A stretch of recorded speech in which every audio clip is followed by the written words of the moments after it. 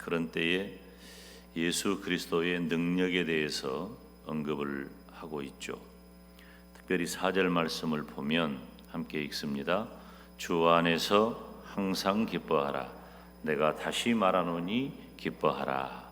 아멘. 그리고 6절 말씀도 읽습니다.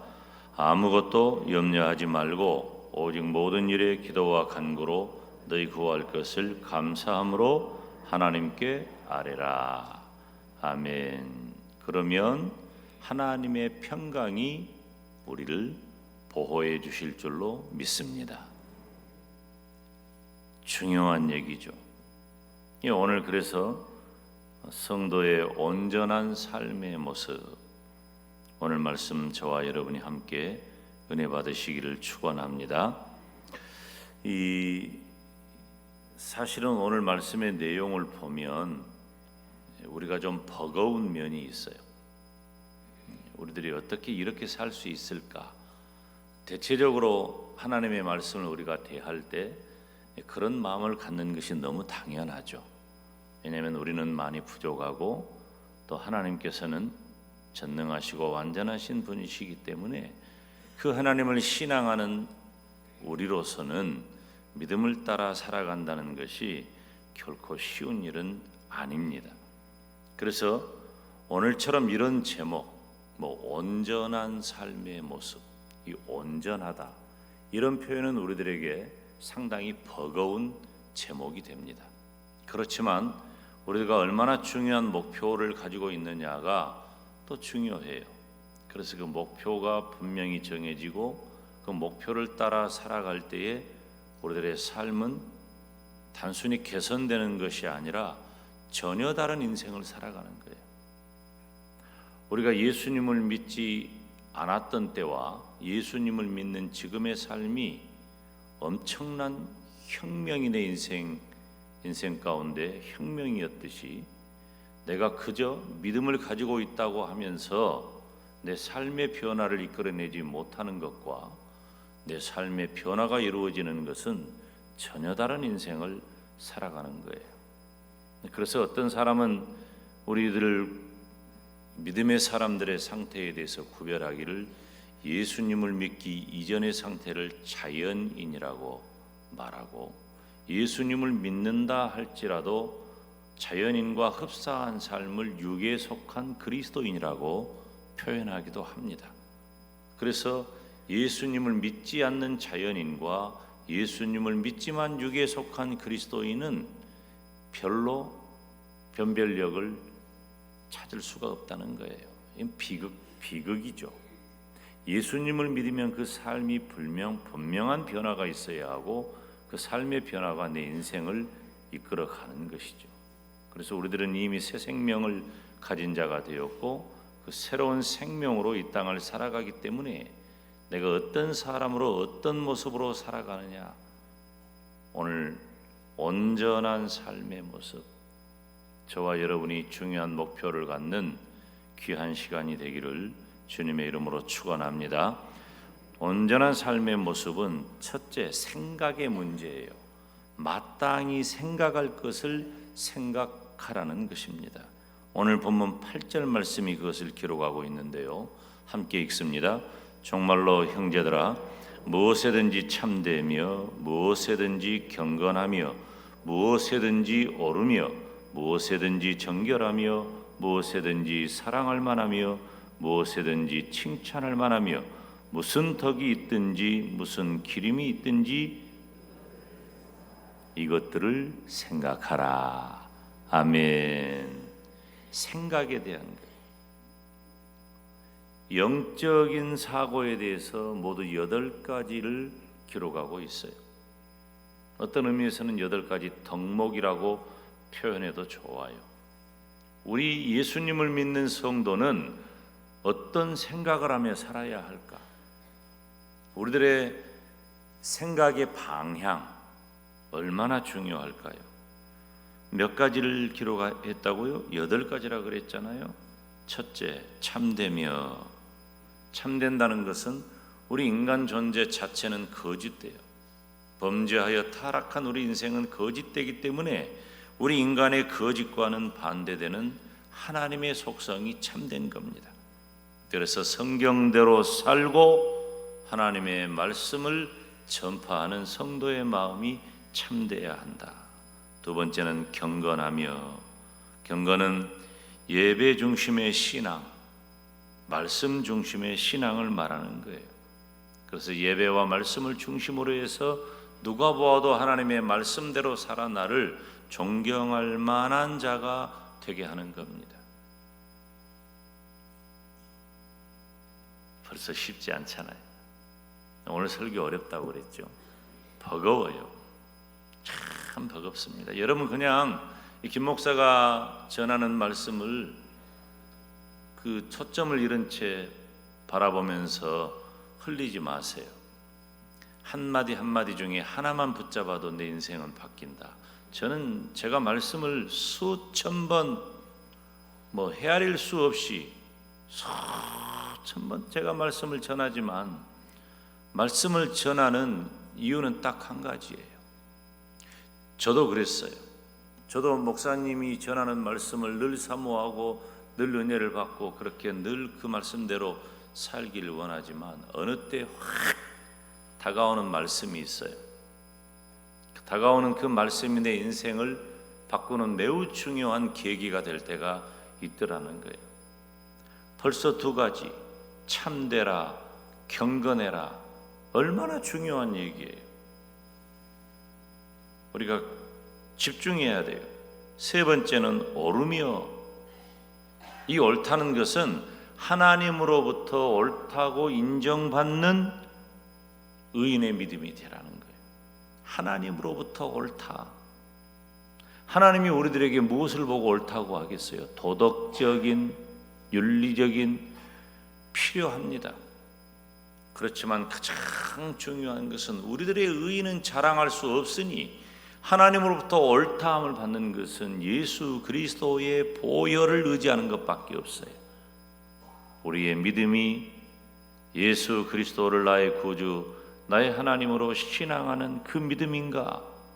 지금부터 2000년 전 바울이 빌립보서를 기록할 당시는 믿음을 따라 살기가 어려운 환경이었으니 하나님으로부터 옳다 인정함을 받기 위해 믿음을 말하는 거예요. 네 번째로 정결하며, 제사장 앞에 나아가 드리는 순결함, 예수 그리스도의 신부와 같은 교회의 참 모습을 말하는 거예요.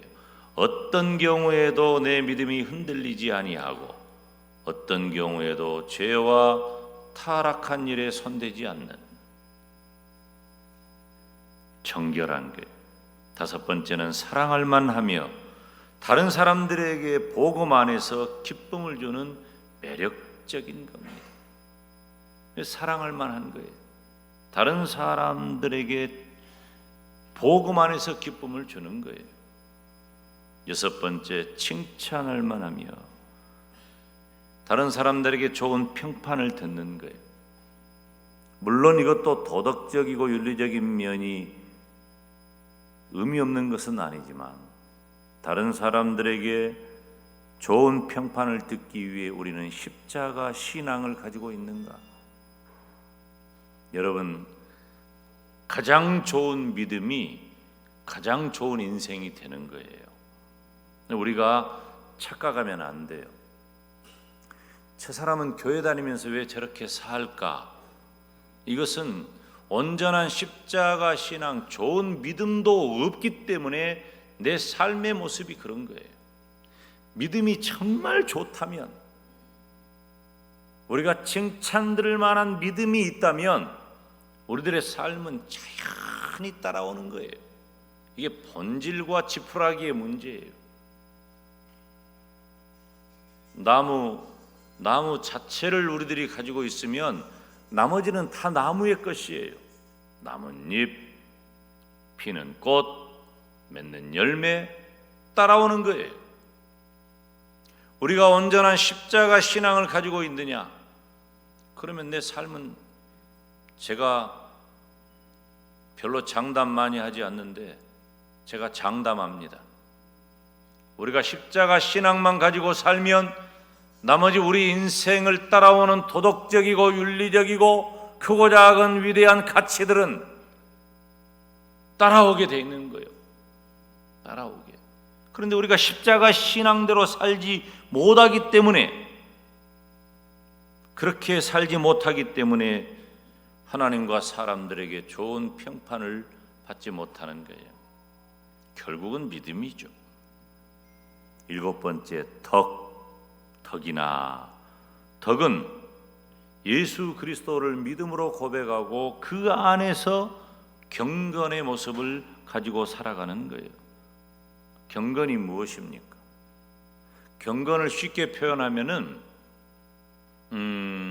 우리가 가끔 우리가 예배 시간이나 언제나 찬송가 부르잖아요.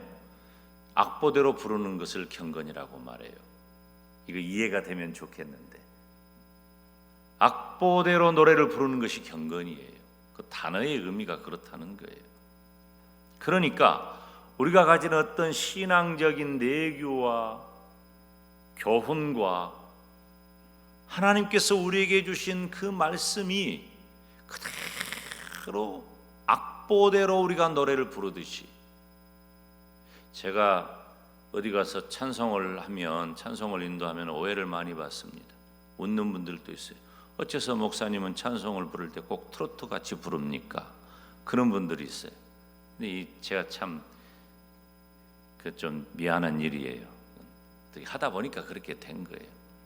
그래도 가능하면 악보대로 부르려고 애를 쓰고, 그래서 악보를 보면서도 제가 높은 음에 약하기 때문에 높은 음 올릴 때까지, 그전에는 빽빽 올렸는데 그냥 올릴 수 있는 정도까지, 그 높은 음은 조금 약한 소리로 내요.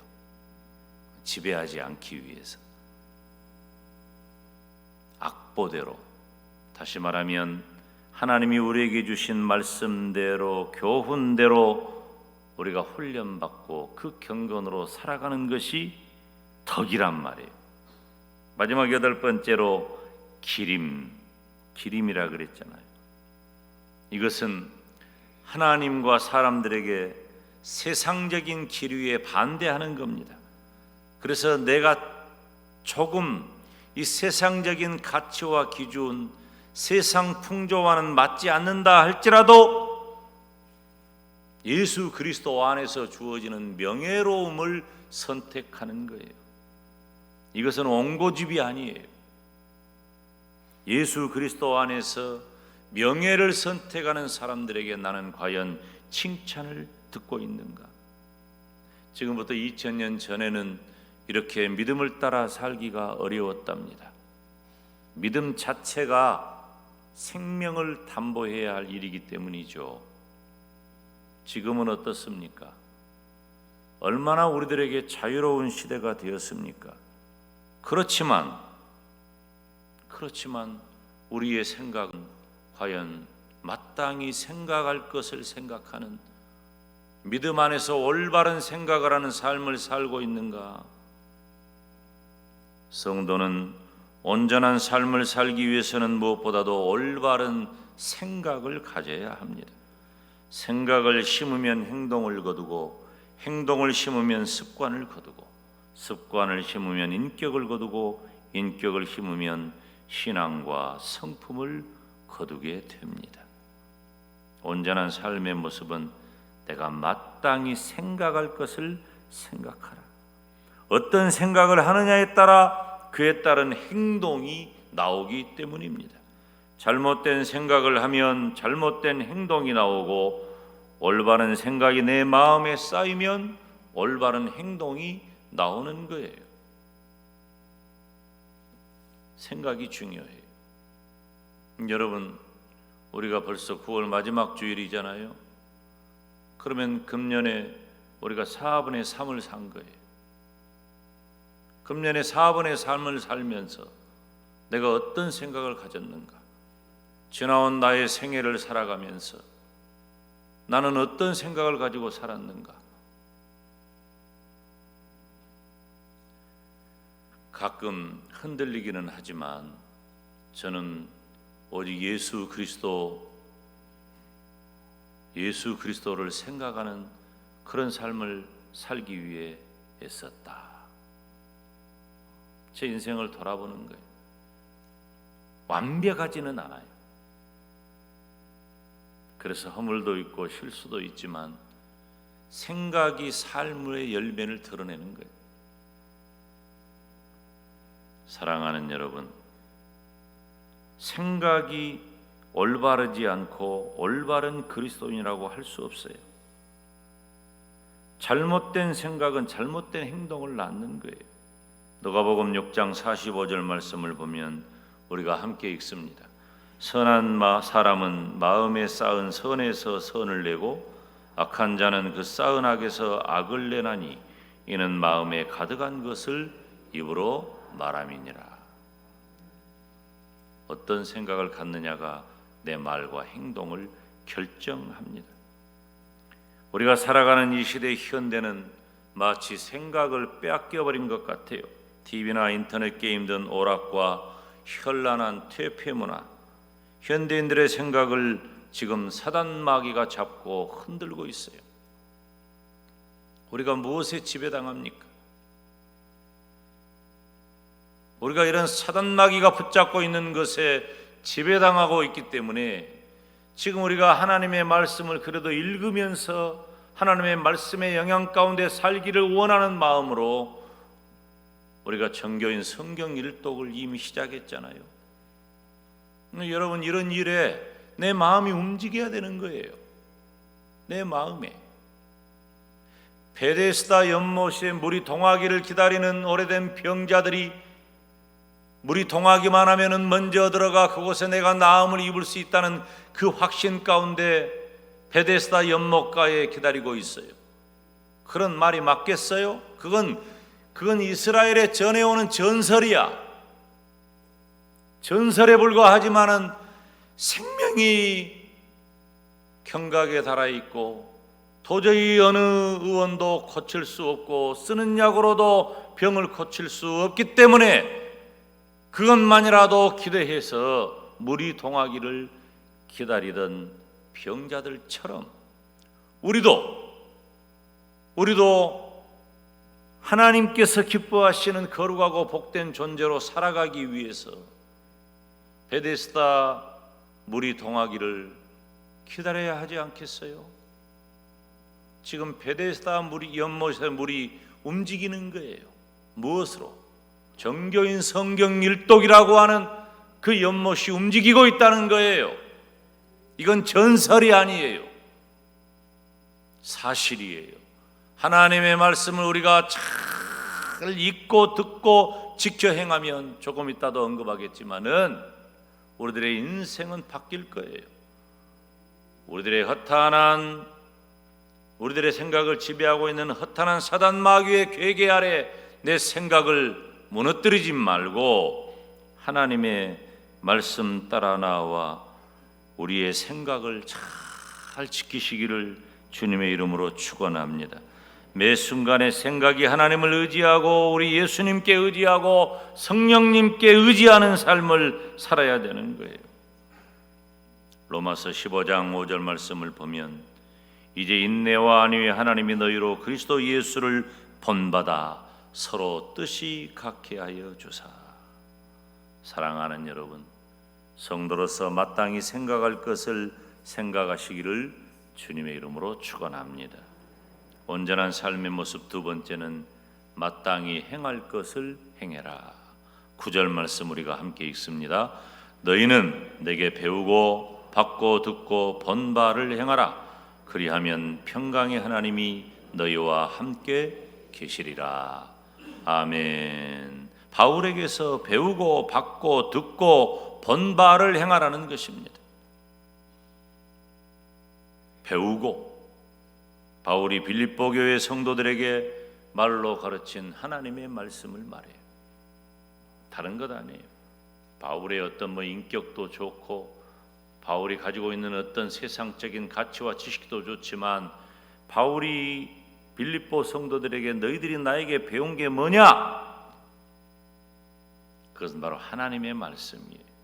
하나님의 말씀. 받고 바울이 전한 예수 그리스도의 복음이에요. 그 복음을 받고 마음이 받는 거예요. 하나님의 말씀, 예수 그리스도의 복음 듣고, 듣는다는 것은 주의를 기울인다는 겁니다. 그리고 말한 것 또는 말한 것을 숙고하고 이해하고 내가 말한 것을 이해한다는 말이에요. 무엇을 보았습니까? 눈으로 보고 감각으로 깨닫고 알아차리고 식별하고 발견하는 것입니다. 즉 바울이 행동으로 보여준 믿음의 실천적인 삶을 말하는 거예요. 성도는 하나님의 말씀을 듣고 실제적으로 행해야 합니다.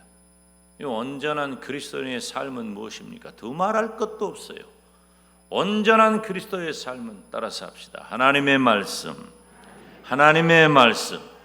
온전한 삶의 모습은 마땅히 행할 것을 행하는데, 마땅히 행할 것은 하나님의 말씀을 따라 행하는 것입니다.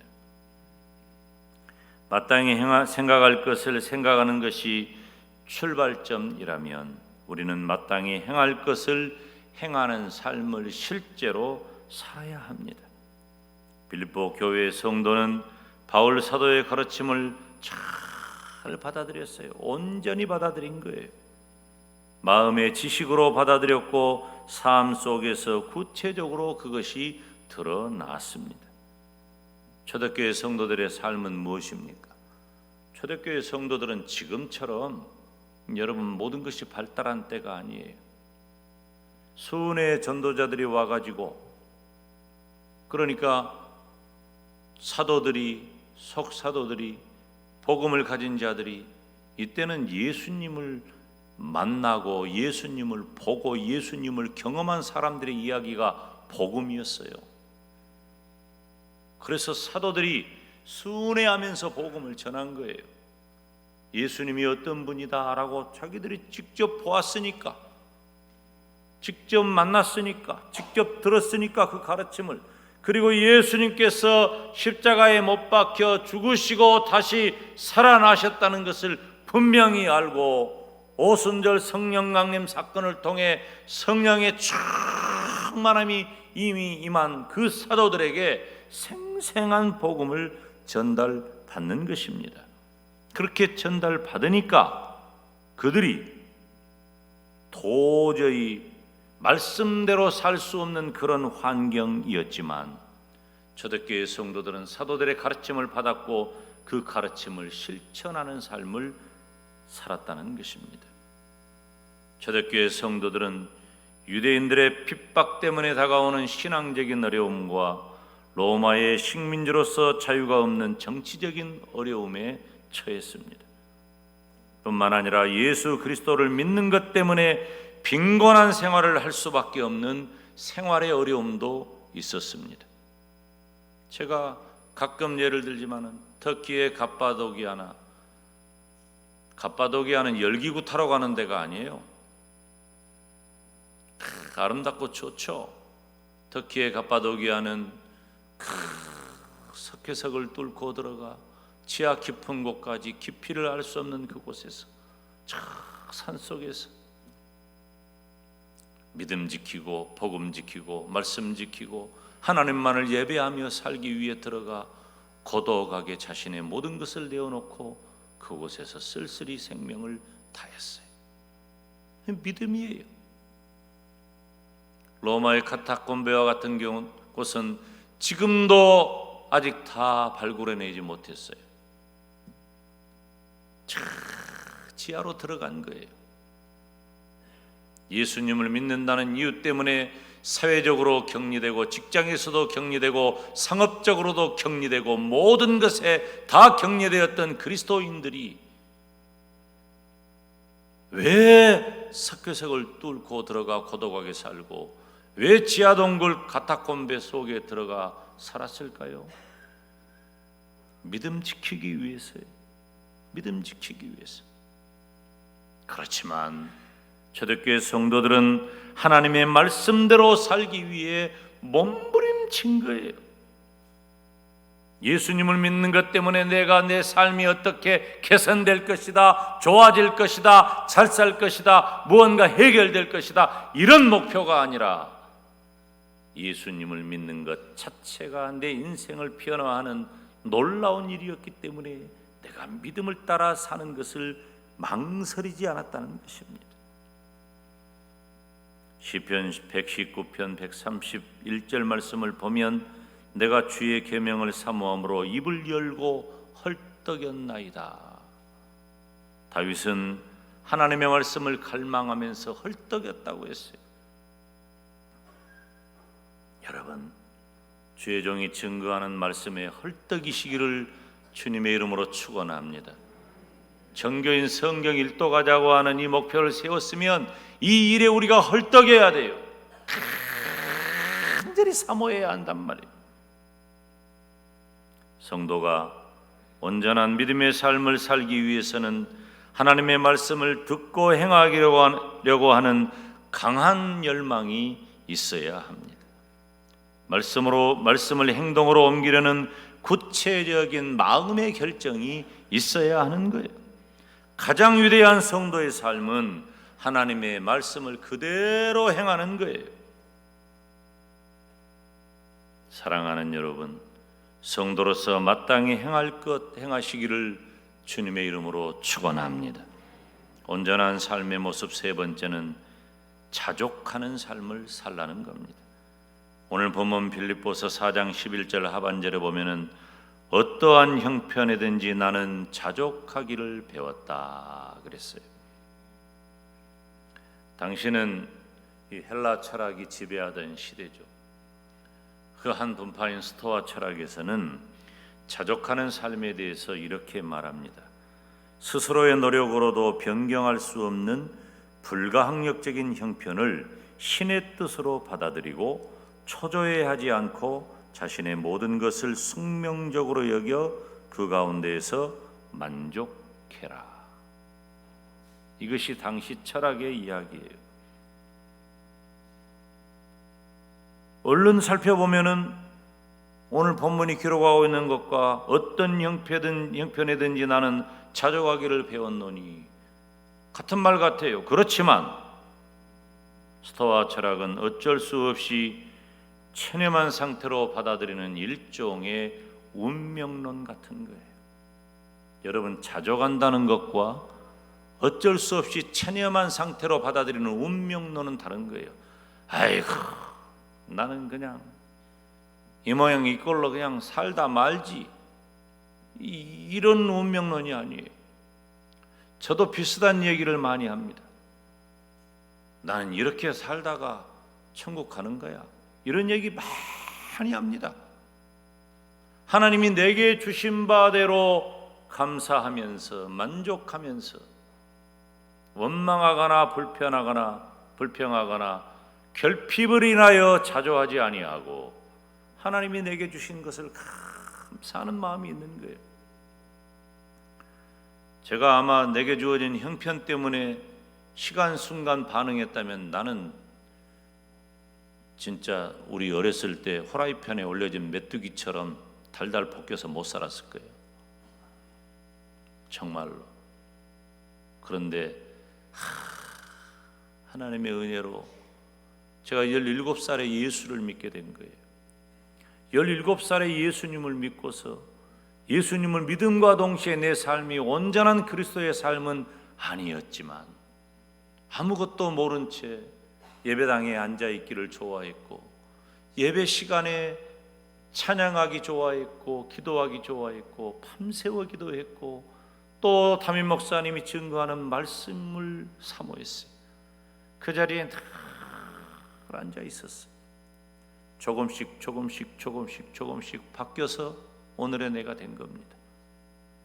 17살 예수 믿는 그 소년 김용대가 하루아침에 지금의 김용대 목사가 된 게 아니에요. 조금씩 바뀐 거예요.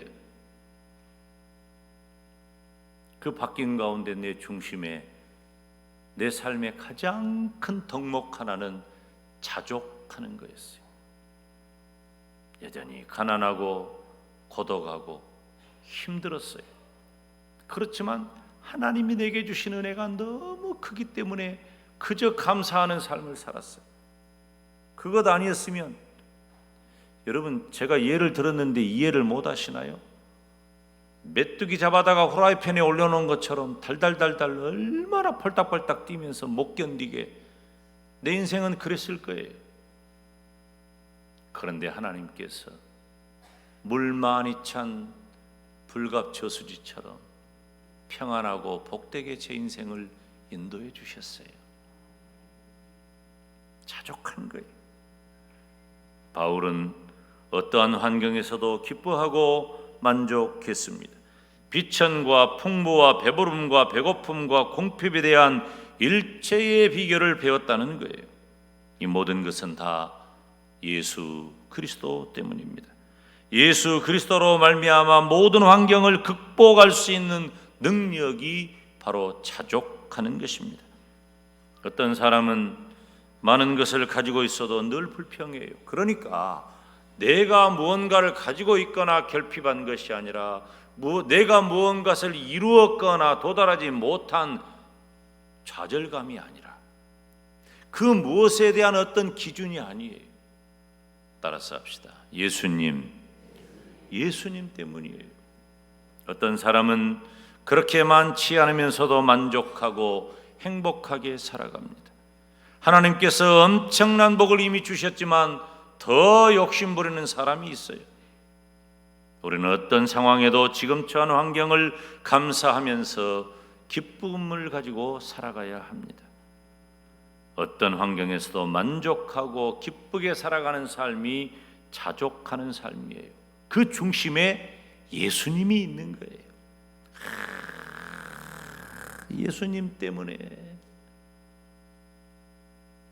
여러분, 참 예수님 이상하고 신기한 분이에요. 예수님 생각하면 눈물이 나고, 예수님 생각하면 기쁨이 있고, 예수님 생각하면 감사가 있고, 예수님 생각하면 어떤 어려움도 헤쳐나갈 용기가 생기고. 그러니 우리가 어떻게 자족하지 않을 수 있어요?